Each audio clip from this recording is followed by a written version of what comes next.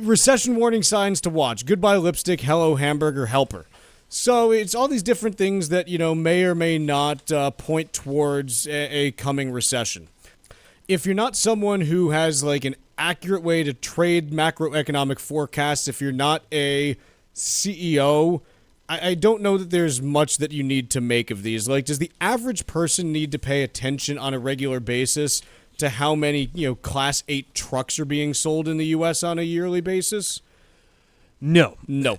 And also, I feel like a lot of these predictors that they mention here in this article, you're probably already in a recession when you're getting some of this stuff. You'll know. The purchases of Hamburger Helper, I guess, they're saying that sales have ticked up there, and thrifting, like all these things that would imply that consumers are being a little bit more cost conscious.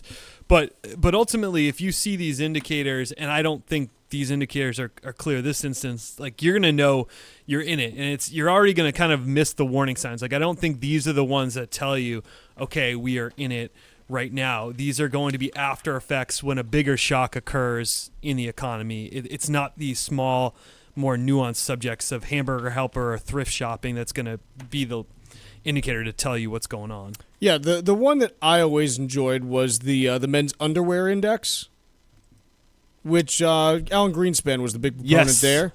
And the whole thing is, hey, look, men buy underwear basically like they view them as a necessity during normal economic times.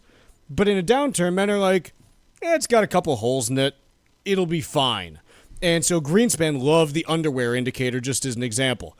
Now, first of all, I don't think that there's any like publicly available information as to like weekly sales of men's underwear, so I don't think you can find this stuff just, floating out there in the wild. But you get like some interesting things. I think this stuff's interesting to think about, but I also do keep coming back to, hey, if you're always on the lookout for recession, there's always going to be one indicator that's telling you something bad's coming. And what you're really looking for, not just in recession, but like in anything in life, is not just like one thing that's going on. It's you want clusterings of things. That tells you what's going on. So if you have a friend or family member that gets laid off, it doesn't really tell you anything. If your brother, sister, and uncle have all gotten laid off in the last 6 months, yeah, that might tell you a little more about what's going on, provided that the three of you don't all work at, the same factory or something, But I'm a big fan of look for clustering. Don't pay attention to any one particular thing with anything in life. You want to look for where you have that clustering happening because that's when you can spot pivot points and turns and things along those lines.